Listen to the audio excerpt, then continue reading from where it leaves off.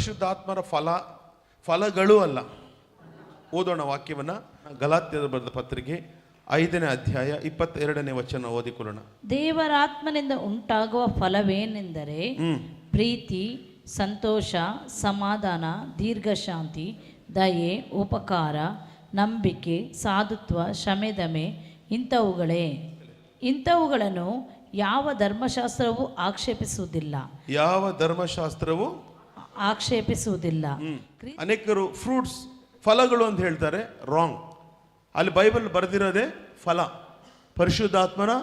ಹಾಗಾದರೆ ಪರಿಶುದ್ಧಾತ್ಮನ ಫಲ ಒಂದೇ, ಆದರೆ ಅದರಿಂದ ಬರುವಂಥ ಸವಿ ಅಥವಾ ಫ್ಲೇವರ್ ಎಷ್ಟಿದೆ ಅಂತೆ? 9 ಇದೆ ಅಂತೆ. ಹಾಗಾದರೆ ಇವತ್ತು 2 ವಾರದಿಂದ ಪರಿಶುದ್ಧಾತ್ಮನ ಫಲ ಹೇಗೆ ಕೊಡಬೇಕಂತೆ? ಹೇಗೆ ಕೊಡೋಕ್ಕೆ ಸಾಧ್ಯ?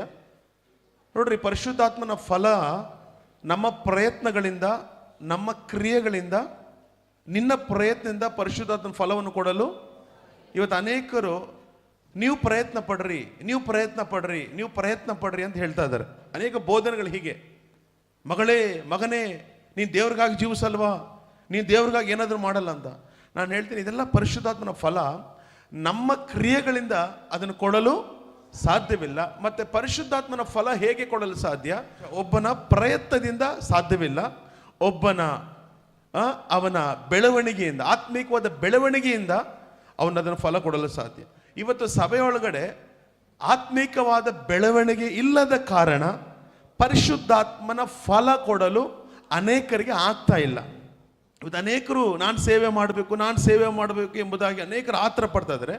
ಬಟ್ ನಾನು ಹೇಳ್ತೇನೆ, ಸೇವೆ ಮಾಡುವವನು ಒಬ್ಬ ಗುರುವಿನ ಕೆಳಗಡೆ ಇದ್ದು ಕಲ್ತ್ಕೊಂಡು ಹೋದ್ರೆ ಮಾತ್ರನೇ ಸೇವೆ ಮಾಡೋಕ್ಕಾಗೋದು. ಅದರಿಂದ ಪರಿಶುದ್ಧಾತ್ಮನ ಫಲ ಒಬ್ಬ ಯಾರಾದ್ರೂ ಸೇವೆ ಮಾಡೋಕೆ ಹೋಗಲಿ, ಅವನು ತುಂಬ ಚೆನ್ನಾಗಿ ಪ್ರಸಂಗ ಮಾಡ್ತಾನೆ, ಅವನು ಟಾಪ್ ಹಂಗೆಲ್ಲ ಬರಲ್ಲ. ಅವನ ಬೆಳವಣಿಗೆ, ಅವನ ಸ್ಪಿರಿಚುವಲ್ ಗ್ರೋತ್, ಆ ಸ್ಪಿರಿಚುವಲ್ ಗ್ರೋತ್ ಮಾತ್ರನೇ ಅವನು ಬೋಧನೆಗಳು ಮಾಡ್ಬೋದು, ಸೂಪರ್ ಪ್ರಸಂಗ ಮಾಡ್ಬೋದು, ಫಲ ಕೊಡಲು ಖಂಡಿತ ಸಾಧ್ಯವಾಗೋದಿಲ್ಲ. ಸ್ವಾಮಿ ಜೊತೆನಲ್ಲಿ ಸುಮಾರು ಎಷ್ಟು ವರ್ಷ ಇದ್ರು ಶಿಷ್ಯರು? 3.5 ವರ್ಷ ಇದ್ರು.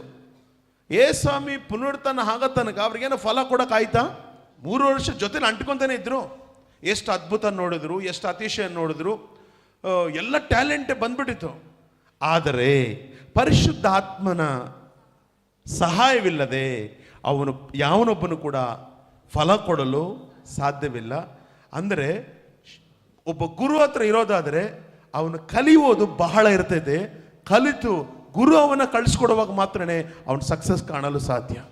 ಪರಿಶುದ್ಧಾತ್ಮನ ಫಲ ನಾವು ಕೊಡಬೇಕು ಅಂದರೆ ಯಾವ ಬೀಜ ನಮ್ಮೊಳಗೆ ಬಿತ್ತಲ್ಪಡಬೇಕು? ವಾಕ್ಯ ನಿಮ್ಮೊಳಗೆ. ಯಾವ ವಾಕ್ಯ? ವಾಕ್ಯವು ಸ್ಪಿರಿಟ್ ಆಗಿದೆ ಅಂತ ಬೈಬಲ್ ಹೇಳ್ತಿದ್ದೆ. Word is spirit. ವಾಕ್ಯ ಏನಾಗಿದೆ ಅಂತೆ? ಆತ್ಮವಾಗಿದೆ ಅಂತೆ, ಸ್ಪಿರಿಟ್ ಆಗಿದೆ ಅಂತ. ವಾಕ್ಯವು ಎಲ್ಲಿ ಬಂದು ಬೀಳ್ಬೇಕಂತೆ? ನಮ್ಮೊಳಗೆ ಮೇಲ್ಮೇಲೆ ಬಿದ್ದರೆ ಆಗೋದಿಲ್ಲ. ಅದು ಎಲ್ಲಿ ಬೀಳ್ಬೇಕಂತೆ? ಆಳವಾಗಿ ಬೀಳಬೇಕು. ಜೋರಾಗಿ ಹೇಳ್ರಿ, ಆಳವಾಗಿ ಬೀಳಬೇಕು. ಬಿದ್ದ ಮೇಲೆ ಬೀಜ ಹಾಕ್ಬಿಟ್ರೆ ಸಾಕಾ? ಯಾವಾಗ ನೀವು ವಾಕ್ಯವನ್ನು ತಿಳ್ಕೊಂಡಾಗ ಮಾತ್ರನೇ, ವಾಕ್ಯಕ್ಕೆ ಕಿವಿಗೊಟ್ಟಾಗ ಮಾತ್ರನೇ ಆ ವಾಕ್ಯ ನಿಮ್ಮೊಳಗೆ ಹೋಗಿ ಅದೇನು ಕೊಡ್ಬೇಕಂತೆ? ಆಳಕ್ಕೆ ಹೋಗ್ಬೇಕಂತೆ. ಎರಡನೇದಾಗಿ ಅದ್ರ ಮೇಲೆ ಏನು ಬೀಳ್ಬೇಕಂತೆ? ನಿರಂತರವಾದ ಮಳೆ. ಅದ್ರ ಮೇಲೆ ಬೋಧನೆ ಎಂಬ ಮಳೆ, ಆ ವಾಕ್ಯಕ್ಕೆ ಸಂಬಂಧಪಟ್ಟ ಬೋಧನೆ ಎಂಬ ಮಳೆ ನಿಮ್ಮ ಮೇಲೆ ಬೀಳಬೇಕು. ಆ ಬೋಧನೆ ಎಂಬ ಮಳೆ ಬೀಳ್ತಾ ಬೀಳ್ತಾ ಬೀಳ್ತಾ ಬೇರು ಆಳಕ್ಕೆ ಹೋಗ್ತಿದೆ. ಏನು ಹೊಡೆಯಕ್ಕೆ ಶುರುವಾಗ್ತಿದೆ? ಮೊಳಕೆ ಹೊಡೆಯಕ್ಕೆ ಶುರುವಾಗ್ತಿದೆ. ಆ ಮೊಳಕೆ ಬೇರೆ ಯಾರು ಅಲ್ಲ, ಅದು ನಮ್ಮ ಕರ್ತನಾದ ಯೇಸು ಕ್ರಿಸ್ತನಾಗಿದ್ದಾನೆ. ಯೇಸು ಕ್ರಿಸ್ತನು ನಿಮ್ಮೊಳಗೆ ಏನಾಗ್ತಾನಂತೆ? ಆತನು ಬೆಳೀತಾ ಬೆಳೀತಾ ಬೆಳೀತಾ ಏನಾಗ್ತಾನೆ? ಮೊದಲು ಏನು ಕೊಡ್ತಾನೆ? ಅದು ಚಿಗುರು ಹೊಡೆದು ಎಲೆ ಕೊಡ್ತಿದೆ. ಎಲೆ ಬರ್ತಿದೆ ಅಲ್ವಾ? ಎಲೆ ಯಾವುದಕ್ಕೆ ಸಾದೃಶ್ಯವಾಗಿದೆ? ನೆರಳನ್ನು ಕೊಡುವಂಥದ್ದಾಗಿದೆ. ನೀವು ಅನೇಕರಿಗೆ ಏನು ಕೊಡ್ತೀರಾ? ಆತ್ಮಿಕವಾದ ನೆರಳನ್ನು ಕೊಡ್ತೀರಾ. ನೆಕ್ಸ್ಟ್ ಏನಾಗ್ತಿದೆ? ಅದು ಮೊಗ್ಗಾಗ್ತಿದೆ. ಮೊಗ್ಗಾಗಿ ಏನಾಗ್ತಿದೆ? ಹೂವು ಬರ್ತಿದೆ. ಆಮೇಲೆ ಏನಾಗ್ತಿದೆ? ಕಾಯಿ ಬರ್ತಿದೆ. ಕಾಯಿ ಬಂದರೆ ಸಾಕ? ಆ ಕಾಯಿ ಏನಾಗಬೇಕು? ಜೋರಾಗಿ ಹೇಳ್ರಿ, ಏನಾಗಬೇಕು? ಹಣ್ಣಾಗಬೇಕು. ಪಕ್ಕದಲ್ಲಿ ಕೈ ಇಟ್ಕೊಂಡು ಹೇಳ್ರಿ.